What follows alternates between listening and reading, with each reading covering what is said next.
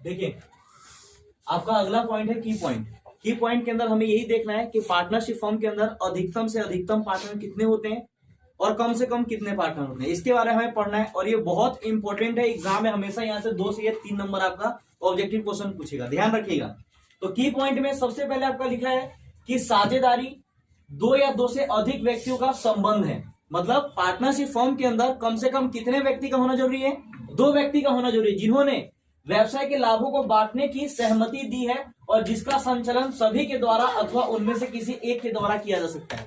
Exam में objective question एक और डाला हुआ है कि यदि पार्टनरशिप फर्म में कोई काम होता है तो क्या सभी साझेदारों की सहमति से होता है कि मेजोरिटी के हिसाब से होता है? तो आप बोलेंगे सर इसके अंदर सभी साझेदारों की सहमति से कोई भी काम होता है, अगर उसमें से एक पार्टनर भी डिनाई करता है तो वो काम आपका नहीं होगा। तो इसके अंदर सभी साझेदारों की सहमति से ही कोई काम होता है। सबसे पहले यही क्वेश्चन है कि साझेदारी फर्म के अंदर कम से कम कितने व्यक्ति का होना जरूरी है? तो आप बोलेंगे कम से कम 2 व्यक्ति का होना जरूरी है। दूसरे में लिखा हुआ है, पहला पॉइंट ये, दूसरे में आपका लिखा हुआ है कि साझेदारी के मध्य का समझौता लिखित और मौखिक दोनों हो सकता है। एग्जाम में ये भी ऑब्जेक्टिव क्वेश्चन एक पूछा हुआ है कि जो साझेदारी सलेख होता है, साझेदारी जो एग्रीमेंट होता है, ये पार्टनरशिप फर्म के अंदर क्या हो सकता है? तो आप बोलेंगे लिखित और मौखिक, ये दोनों रूप से हो सकता है। फिर आपका लिखा होगा साझेदारी के निर्माण के लिए कम से कम कितने 2 सदस्यों का होना अनिवार्य है।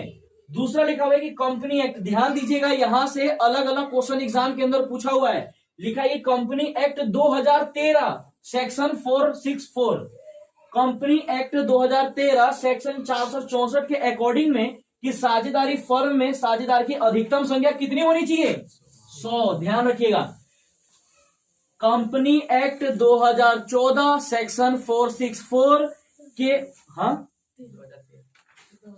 कंपनी एक्ट 2013 सेक्शन आपका 464 के अनुसार में पार्टनरशिप फर्म के अंदर अधिक से अधिक 100 आदमी का होना जरूरी है। दूसरा लिखा हुआ है कि कंपनी एक्ट अमेंडमेंट्स, इसके अंदर कुछ संशोधित किया गया और रूल 2014-10 के अनुसार यहां पे बताया गया कि पार्टनरशिप फर्म के अंदर अधिक से अधिक 50 आदमी का होना जरूरी है। एक पार्टनरशिप फर्म के अंदर अगर एग्जाम में आपसे क्वेश्चन पूछ रहे कि कंपनी एक्ट संशोधित रूल 2014-10 के अनुसार एक पार्टनरशिप फर्म के अंदर अधिक से अधिक कितने पार्टनर का होना जरूरी है? तो आप बोलेंगे 50 पार्टनर का होना अधिक से अधिक जरूरी है। किसके अनुसार? तो कंपनी एक्ट अमेंडमेंट्स रूल 2014-10 के अनुसार इसके अंदर बोला गया है कि पार्टनरशिप फर्म के अंदर अधिक से अधिक 50 आदमी का होना जरूरी है।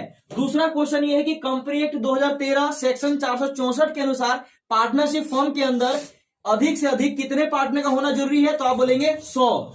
फिर देखिए नोट में लिखा हुआ है, एक चीज बड़ा अच्छा लिखा हुआ है कि कभी कभार एग्जाम में ये भी क्वेश्चन पूछ लेता है कि पार्टनरशिप एक्ट 1932 यानी पार्टनरशिप एक्ट 1932 के अनुसार एक पार्टनरशिप फर्म के अंदर अधिक से अधिक कितने पार्टनर का होना जरूरी है? तो आप बोलेंगे सर पार्टनरशिप एक्ट ने कोई उल्लेख किया ही नहीं है, पार्टनरशिप फर्म के अंदर अधिक से अधिक कितने पार्टनर होना चाहिए, तो ये हमारा एक्ट 1932 नहीं बोलता है, इसके बारे में कुछ भी बात नहीं कहा गया है। तो ध्यान दीजिएगा एग्जाम में यहां से भी एक बार क्वेश्चन पूछा हुआ है कि पार्टनरशिप एक्ट 1932 के अनुसार पार्टनरशिप फर्म के अंदर अधिकतम संख्या पार्टनर का कितना होना चाहिए? तो आप बोलेंगे इसका कोई सीमा नहीं है, मतलब इस बारे में कोई उल्लेख नहीं है, इसके बारे में कुछ भी लिखा हुआ नहीं है।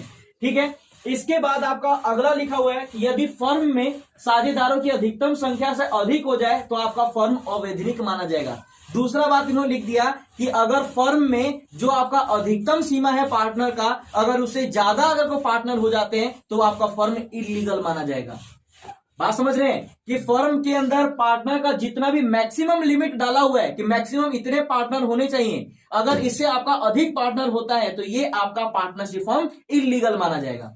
अगला लिखा हुआ है, ये भी ध्यान दीजिएगा, हम पिछले ईयर का बात करें 1956 यानी 1956 कंपनी एक्ट, आज 2013 एक्ट से पहले हमारे बीच में कंपनी एक्ट 1956 चलता था, उसके अनुसार पार्टनरशिप एक्ट में कितना कितना बोला गया उसके बारे में हम पढ़ने चल रहे हैं। तो देखिए क्या लिखा है कि कंपनी एक्ट 1956 में बैंकिंग व्यवसाय के लिए जो बैंकिंग से संबंध रखने वाले पार्टनरशिप व्यापार हुआ करते थे उसके अंदर साझेदारों की अधिकतम संख्या कितनी होती है? 15 होती है। ध्यान रखिएगा, फिर दोबारा मैं रिपीट कर रहा हूं कि कंपनी एक्ट 1956 के अनुसार बैंकिंग व्यवसाय में पार्टनर की अधिकतम संख्या कितनी होती है? तो आप बोलेंगे 15।